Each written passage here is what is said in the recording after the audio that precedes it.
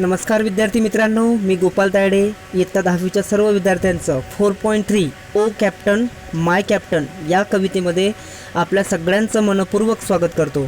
विद्यार्थी मित्रांनो, अतिशय सुंदर अशी कविता अमेरिकेचे कवी वॉल्ट विटमन यांनी ही लिहिलेली आहे. आता या कवितेमध्ये जेव्हा अब्राहम लिंकन हे अमेरिकेचे प्रेसिडेंट होते त्यावेळेसची तुलना करून कवींनी ही कविता लिहिली आहे.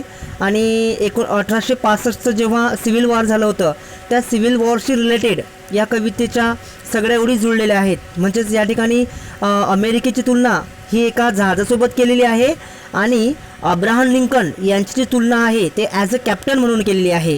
तर बघूया या कवितेमध्ये एक कॅप्टन म्हणजेच काय, अब्राहम लिंकन कशा प्रकारे आपली जी शिप आहे म्हणजे त्या शिपला एक विक्ट्री मिळवून देतात, एक मोठा विजय मिळवून देतात आणि कशाप्रकारे ते त्यांच्या स्वतःच्या प्राणाची आहुती देऊन इतर सगळ्या लोकांचा ते जीव वाचवतात याचं प्रत्यक्ष वर्णन कवींनी या कवितेद्वारे केलेलं आहे.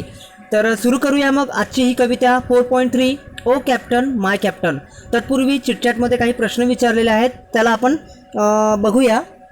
क्वेश्चन फर्स्ट बघा या ठिकाणी, what are the important games played in your school. तुमच्या शाळेमध्ये कोणते महत्त्वाचे खेळ खेळले जात होते. You can say that we play cricket, baseball, kabaddi, football and langdi etcetera in our school. Okay. Second question, who are the captain of the various team games, name them. आता जे खेळ तुमच्या शाळेमध्ये खेळले जात होते त्या खेळाचे जे कॅप्टन म्हणजेच काय कर्णधार कोण होते त्यांचे नावं तुम्ही लिहू शकता. जसं तुम्ही क्रिकेट जर सांगितलं तर क्रिकेटचं एखाद्या व्यक्तीचं नाव तुम्ही सांगू शकता. बेसबॉलचा कॅप्टन कोण होता त्याचं नाव तुम्ही सांगू शकता. कबड्डी त्याचा कॅप्टन कोण होता त्याचं नाव तुम्ही सांगू शकता. Very simple question here is.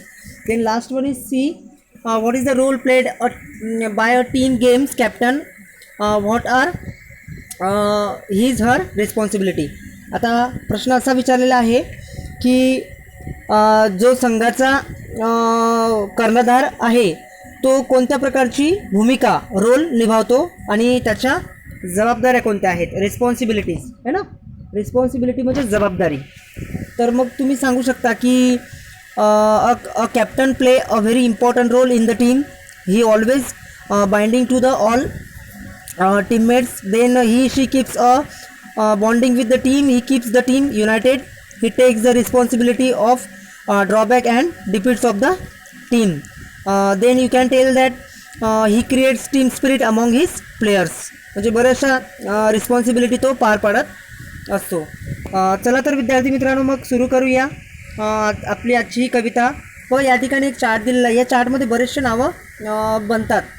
जसे की तुम्ही एकदा तुम्ही पाहू शकता की बरेचसे जे वर्ड्स आहेत ते वर्ड्स मॅच होतात या ठिकाणी. तर तुमच्याकडे जर रिकामा वेळ असेल तर त्या रिकामा वेळेमध्ये तुम्ही यामध्ये शब्द बनवू शकता आणि बरेचसे शब्द आहेत. ठीक आहे. So let start. Captain my captain Walt Whitman यांचा परिचय मी सुरुवातीलाच सांगितलेला आहे. 1819 to 1892 was an American poet, essayist and journalist. He was the most influential poet in the American canon. Often called the father of free verse, he breaks the boundaries of poetic form. He also used unusual images and symbol in his poetry. The poem is an elegy to the speakers recently Dickie's captain. While the nation is celebrating the victory of the battle, the speaker is mourning the loss of its great leader. The poem has two direct reference to the assassinations of Abraham Lincoln after the American Civil War was won. है ना. जेव्हा civil war जे आहे ते युद्ध जे आहे ते जिंकल्यानंतर कशाप्रकारे त्या कॅप्टननी म्हणजेच अब्राहम लिंकननी यांनी आपल्या जनतेला वाचवलं याचं उदाहरण या कवितेद्वारे दिलेलं आहे. ठीक आहे. सो फर्स्ट स्टॅन्झा बघूया आपण. बघा first stanza. O captain my captain our fearful trip is done. The ship was beyond every real. The prize we sought is on. The port is near. The bell I hear. The people all executing while follow eyes the steady kill, the vessel grim and daring, but oh heart, oh the bleeding drop of red, where on the dark my captain lies fallen cold and dead. एका एका ओळीचा अर्थ मी तुम्हाला सांगतो बघा. पहिल्या ओळीचा अर्थ या ठिकाणी दिला आहे. O captain my captain our fearful trip is done. म्हणजेच हे कप्ताना, कॅप्टन म्हणजे कप्तान, ओके, हे कप्ताना, माझ्या कप्ताना, आपला जो भीतीदायक प्रवास होता तो आता पूर्ण झाला आहे. Okay. Second, the ship has weathered wood every rock the prize we sought is won. म्हणजे काय की असंख्य संकटांना तोंड देऊन हे जहाज आता वाचले आहे व आपल्याला अनपेक्षित यश मिळालेलं आहे. The port is near the bell I hear the people are exulting. बघा, बंदर जवळ आले आहे, म्हणजे बंदर जवळ आले आहे आणि घंटांचा नादही ऐकू येत आहे आणि त्यामुळे जे लोक आहेत, जे किनाऱ्यावर आहेत, ती लोक जल्लोष करत आहेत. आता पोर्ट म्हणजे बंदर. बंदर म्हणजे काय की ज्या ठिकाणी ज्या शिप्स असतात त्या शिप्स ठेवण्याची जी जागा असते that is called port in English and in to Marathi ज्याला आपण बंदर म्हणतो. आता number 4, while follow eyes the steady keel the vessel grim and daring. म्हणजे काय, खंबीरपणे उभ्या असलेल्या आपल्या जहाजाकडे सर्वांच्या नजऱ्या ज्या आहेत त्या वळलेल्या आहेत. बट ओ हार्ट, परंतु हे हृदय, माझं हृदय जे आहे ते मात्र आक्रोश करत आहे. O the bleeding drop of red. म्हणजेच परंतु हे रक्ताचे लाल थेंब पाहून माझं जे हृदय आहे ते हृदय आक्रोश करत आहे. कारण की where on the deck my captain lies fallen cold and dead. प्रश्न विचारू शकतात तुम्हाला की कवीचं हृदय का म्हणजे आक्रोश करत आहे. कारण की त्यांच्या जहाजाचा जो कप्तान आहे तो कप्तान म्हणजे मरून पडलेला आहे, धारातीर्थी पडलेला आहे. कारण की माझ्या कप्तानाचे जे शरीर आहे ते खाली पडलेले आहे. ओके. फर्स्ट स्टॅन्झा मी तुम्हाला सांगितला. ओके, पुन्हा एकदा सांगतो. O captain my captain our fearful trip is done. The ship has weather would ever rock the prize we sought is won. The port is near the bell I hear the people all executing while follow eyes the steady keel the vessel grim and daring. But O heart, O the bleeding drop of red where on the deck my captain lies fallen cold and dead. म्हणजे हे कप्ताना, माझ्या कप्ताना, आपला भीतीदायक प्रवास आता पूर्णपणे संपुष्टात आला आहे आणि असंख्य संकटांना तोंड देऊन आता आपलं जे जहाज आहे ते वाचलं आहे आणि आपल्याला अनपेक्षित असं यश मिळालेलं आहे आणि बंदर जवळ आलेला आहे. घंटांचा नादही ऐकू येत आहे. लोक जल्लोष करत आहेत. खंबीरपणे उभ्या असलेल्या आपल्या जहाजाकडे सर्वांच्या नजरा वळलेल्या आहेत. परंतु माझं जे हृदय आहे ते हृदय आक्रोश करत आहे. कारण की मी या ठिकाणी रक्ताचे लाल थेंब पाहिलेले आहेत आणि आमच्या जहाजाचा जो कप्तान आहे, जो कॅप्टन आहे तो मरून पडलेला आहे. म्हणजे त्याचं जे शरीर आहे ते शरीर खाली पडलेलं आहे. आता या पॅरेग्राफमध्ये जे इम्पॉर्टंट वर्ड्स आहेत त्याकडे आपण लक्ष देऊ. ठीक आहे. फर्स्ट स्टॅन्झामध्ये बघा एक अलंकार आलेला आहे. या ठिकाणी पर्सॉनिफिकेशन है ना, या ठिकाणी अलंकार आलेला आहे पर्सॉनिफिकेशन. वर्ड्स बघा, वेदर वूड व्हेरी रॉक. बघा या ठिकाणी वेदर वूड एव्हरी रॉक म्हणजेच काय, धैर्याने मुकाबला करणे है ना. या ठिकाणी एक शब्द जो आहे हा रॉक, रॉक म्हणजे दुःख. ओके. त्यानंतर सॉट, SOUGHT, सॉट म्हणजे मिळवण्याचे प्रयत्न केले. ओके. त्याच्यानंतर बघा एक्सक्ल्युटिंग याचा अर्थ होतो हर्षाने, आनंदाने. ओके. त्यानंतर किल म्हणजे बैठक, बसलेले लोक. ओके. ग्रीन बघा या ठिकाणी ग्रीन. ग्रीन म्हणजे काय? गंभीर. त्यानंतर वेसल. वेसल म्हणजे या ठिकाणी जहाज. ओके. आणि हा जो शब्द आहे ओ हार्ट, ओ हार्ट, हे दुःखाची वाक्य आहेत. ओके. त्यानंतर बघा पोर्ट म्हणजे बंदर. पोर्ट म्हणजे काय? बंदर. आणि व्हाईल पासून ते डेअरिंगपर्यंत इथे एक अलंकार आहे बघा, त्याचं नाव आहे अँथिझिसिस.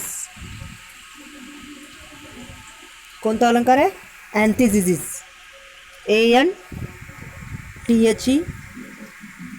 ANTHEANTITHESIS. ओके. आणि त्यानंतर हे बघा इथून पासून इथपर्यंत आणखी एक अलंकार आहे ज्याचं नाव आहे टॉटॉलॉजी. TAUTOLOGY. LOGY. ओके. टॅटॉलॉजी. तर महत्त्वाचे शब्द मी तुम्हाला सांगितले. आणि आणखी एक वर्ड्स राहिलेला आहे बघा, तो सांगून देतो तुम्हाला. प्राईज या ठिकाणी, प्राईज म्हणजे ध्येय. या ठिकाणी ध्येय अर्थ होतो त्याचा. Okay. So first stanza is clear. Now we will take stanza number 2. O captain, my captain, rise up and hear the bells.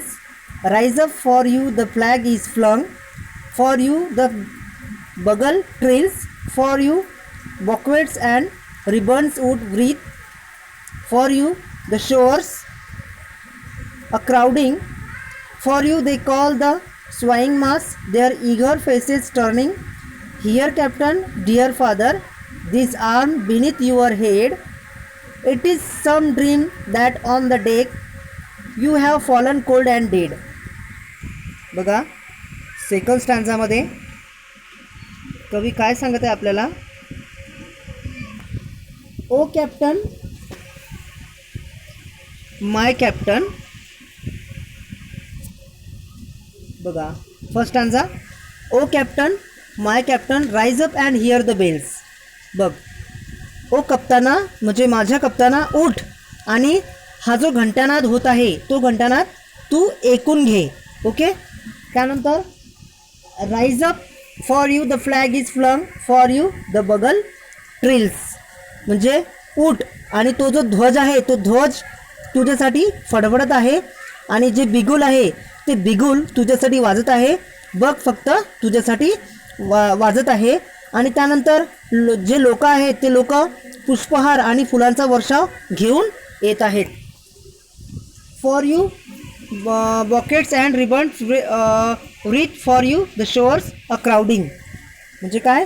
तुझ्या नावाचा उल्लेख करत ते लोक काय करत आहेत? तुझ्या स्वागतासाठी किनाऱ्यावर गर्दी करत आहेत आणि त्यांचे चेहरे जे आहेत ते आनंदी आहेत आणि तुझ्या दर्शनासाठी ते आतुरलेले आहेत. For you they call the swing mass, their eager faces turning. Here captain, dear father, this arm beneath your head. तर बघा इथे जो माझा कप्तान आहे म्हणजेच माझा प्रिय पिता आहे तो माझ्या कुशीत तुमचे मस्तक डोके विसावलेले आहे. जणू एक अविश्वसनीय स्वप्नासारखं वाटत आहे. This arm beneath your head. It's some dream that on the deck म्हणजे मला असं वाटत आहे की मी हे स्वप्न पाहत आहे आणि तुझे जे मस्तक आहे ते माझ्या हाताखाली काय आहे? विसावलेलं आहे. आणि you have fallen cold and dead आणि तू मात्र या ठिकाणी निरपराध, कोणतंही ध्येय डोळ्यासमोर नसताना तू या जमिनीवर पडलेला आहेस. है ना? पुन्हा एकदा याचा अर्थ सांगतो तुम्हाला. O captain, my captain, rise up and hear the bells. Rise up, for you the flag is flung. For you the bugle trees. For you bouquet and wreath. For you the shores a crowding. For you they call the swaying mass, their eager faces turning.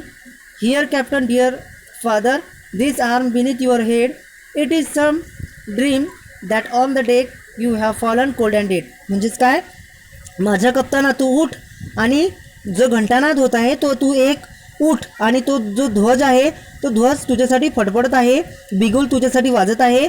बघ तुझ्यासाठी पुष्पहार आणि फुलांचा वर्षाव घेऊन लोक येत आहेत. तुझ्या स्वागतासाठी किनाऱ्यावर गर्दी उसळलेली आहे. तुझ्या नावाचा उल्लेख होत आहे. त्यांचे चेहरे आनंदी आहेत आणि तुझ्या दर्शनासाठी ते आतुरलेले आहेत. इथे कप्ताना माझ्या प्रिय पिता, माझ्या कुशीत तुझे मस्तक म्हणजेच डोके विसावलेले आहे आणि जणू एक अविश्वसनीय स्वप्नासारखे वाटत आहे. आणि तुमचा निरपराध जो देह आहे तो देह जमिनीवर पडलेला आहे. Okay, so stanza second is clear, but now we will take the important words. महत्त्वाचे शब्द आपण घेणार आहोत यामध्ये. फ्लंग, बघा हा शब्द. ओके, फ्लंग म्हणजेच काय, फडकवणे. ओके, राईज अप, उठणे है ना. त्यानंतर बगल म्हणजेच तुतारी, ज्यालाच बिगुल असं म्हणतात. आणि त्यानंतर बघा ट्रिल्स. ट्रिल्स म्हणजे काय, जोरात खेळणे. ओके, रीत, पुष्पचक्र आणि ज्याला आपण पुष्पहार असं म्हणतो. त्यानंतर बॉक्वेट्स म्हणजेच काय, तोरण.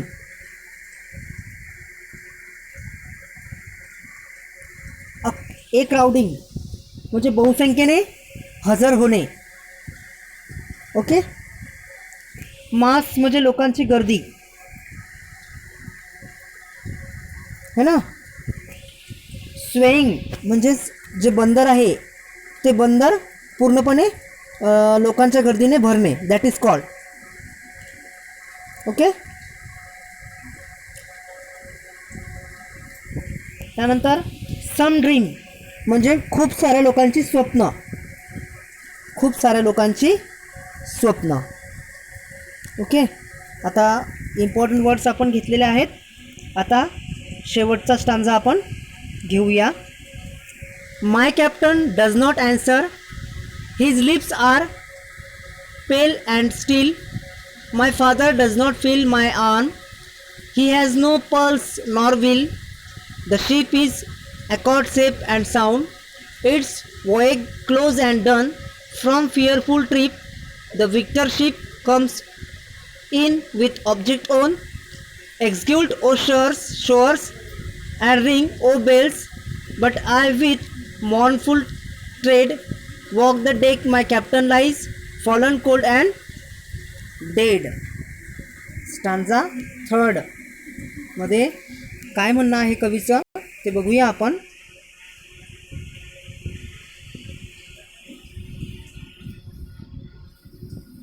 माय captain does not answer, his lips are pale and still. माझा कप्तान आता मला काहीही उत्तर देत नाही आहे आणि त्याचे जे ओठ आहेत ते निश्चित भासत आहेत. म्हणजे काय, कोणत्याच प्रकारचं ॲक्टिवनेस मला त्यात दिसत नाही आहे. त्यानंतर my father does not feel my arm, he has no pulse nor will. माझ्या पित्याच्या त्या निष्पाप देहाला आता कुठलीही जाण वाटत नाही आहे. आणि त्यानंतर the ship is anchored safe and sound, its voyage closed and done. आणि आता जहाज एका ठिकाणी सुरक्षित उभे आहे आणि त्याचा प्रवास आता यशस्वी झालेला आहे. तो जो भीतीदायक from fearful trip the victor trip ship comes in with the object won. आणि जो भीतीदायक प्रवास होता तो भीतीदायक प्रवास आता पूर्णपणे संपलेला आहे आणि विजयी जहाज जे आहे, विक्टर शिप जे आहे ते आता दिमाखामध्ये किनाऱ्यावर उभा आहे. Exult O shores and ring O bells म्हणजे काय, किनाऱ्यावर अजूनही लोकांचा जल्लोष घंटानाद होत आहे. But I with mournful tread, म्हणजेच परंतु मी इथे शोकाकुल विचारांमध्ये माझे जड पावलं टाकत आहे. आणि या सज्जावरती म्हणजे काय, जहाजाचा जो भाग आहे वरचा भाग, दॅट इज कॉल्ड ट्रेड. म्हणजेच लोक किनाऱ्यावर अजूनही जल्लोष करत आहेत, घंटानाद होत आहेत. परंतु इथं या ठिकाणी मी शोकाकुल अवस्थेमध्ये माझे जड पावलं जे आहे ते टाकत आहे. कारण की walk the deck my captain lies fallen cold and dead. कारण की माझा जो कप्तान आहे तो कप्तान, त्याचा जो निष्पाप देह आहे तो धारातीर्थी पडलेला आहे आणि त्याचा मृत्यू झालेला आहे. परंतु मृत्यूपूर्वी माझ्या कप्तानाने, माझ्या पित्याने जहाजाला एक खूप मोठं यश मिळवून दिलेलं आहे आणि जहाजातील जे काही लोक होते त्या सगळ्यांना खूप मोठा विजय मिळवून दिलेला आहे. परंतु मला दुःख या गोष्टीचं वाटत आहे, कवीचं असं म्हणणं आहे की माझा जो कप्तान आहे तो मात्र धारातीर्थी पडलेला आहे, त्याचा मृत्यू झालेला आहे आणि या सगळ्या गोष्टींमुळे माझं हृदय हे भरून निघत आहे. ओके, सो हा होता आपला शेवटचा स्टांझा. आता या स्टांझामध्ये काही इम्पॉर्टंट वर्ड्स आहेत ते आपण घेऊ आणि काही अलंकारसुद्धा विचारलेले आहेत, त्याकडे आपण एकदा फोकस करूया. सगळ्यात अगोदर अलंकाराला आपण फोकस करूया. बघा या ठिकाणी my captain does not answer, his lips are pale and still. या ठिकाणी एक अलंकार होतो बघा, टॉटॉलॉजी. बघा त्याचं स्पेलिंग आहे TAUTOLOGY.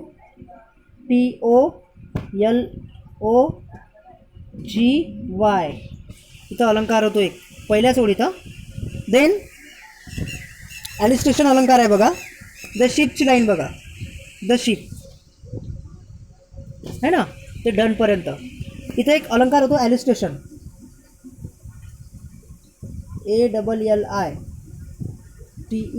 ALLITERATION, alliteration. Okay,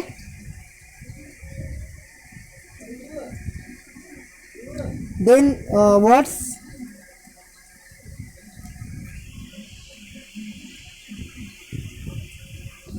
fearful trips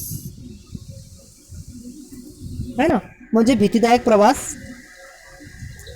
मॉर्नफुल trade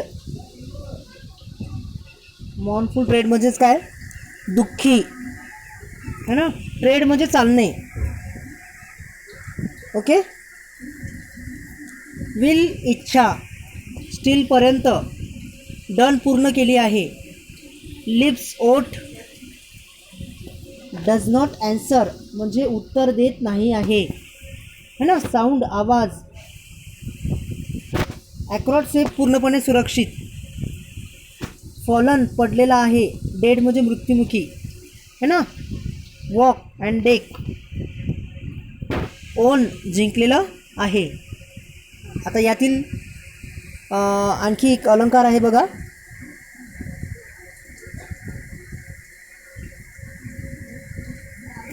या ठिकाणी एक्झॅमेशन म्हणून एक अलंकार आहे, एक्झॅमेशन. ओके, आणि त्यानंतर फ्रॉमपासून ते ओनपर्यंत इथे एक अलंकार आहे, त्याचं नाव आहे पर्सोनिफिकेशन. ओके विद्यार्थी मित्रांनो, ही आपली poem 4.3 O captain my captain. Okay, so तुम्हाला ही कविता कशी वाटली त्याविषयी मला तुम्ही कमेंट्समध्ये नक्कीच सांगा. आणि द परिवर्तन लर्निंग ॲप या चॅनलला सबस्क्राईब करा. तुमच्या काही अडचणी मला तुम्ही कमेंट्समध्ये सांगून काही चेंजेस वगैरे जर करायचे असतील तर ते सुद्धा तुम्ही मला कमेंट्समध्ये सांगू शकता. ठीक आहे. आणि विद्यार्थी मित्रांनो, 10वीचं तुमचे जे बुक्स आहे त्या बुक्समध्ये तुम्हाला फक्त मार्क्सपुरतंच लेसन किंवा कविता शिकायचे नाही आहेत, तर प्रत्येक धड्यामध्ये, प्रत्येक कवितेमध्ये काही ना काहीतरी नवीन संदेश आपल्याला पाहायला मिळतो. जसं की मागच्या 2 लेसन आणि पोएम जर आपण त्याच्याविषयी जर ऑब्झर्वेशन केलं तर आपल्याला कृतज्ञ राहण्याचा एक खूप मोठा धडा शिकायला मिळतो. म्हणजे माणसाने आयुष्यामध्ये ग्रेटफुल कसं राहावं. जसं की ओ भोली एक लेसन म्हणून आहे, त्यानंतर एक ग्रेटफुलची पोएम मागे सांगितली होती मी तुम्हाला. म्हणजे प्रत्येक लेसनमध्ये प्रत्येक पोएममध्ये काही ना काहीतरी नवीन शिकण्यासारखं आहे. म्हणजे आपल्याला फक्त परीक्षेमध्ये मार्क्स घेण्यापुरतं शिकायचं नाही आहे, तर प्रत्येक धड्याला आपल्या जीवनाशी रिलेटेड प्रत्येक गुण, प्रत्येक क्वालिटी आपल्या अंगीकारी बाणायची आहेत आणि आपल्याला स्वतःचं जे डेव्हलपमेंट आहे ते डेव्हलपमेंट करायचं आहे. ठीक आहे. तर विद्यार्थी मित्रांनो, भेटूया आपण पुढच्या लेसनमध्ये. तोपर्यंत काळजी घ्या स्वतःची. Okay, bye.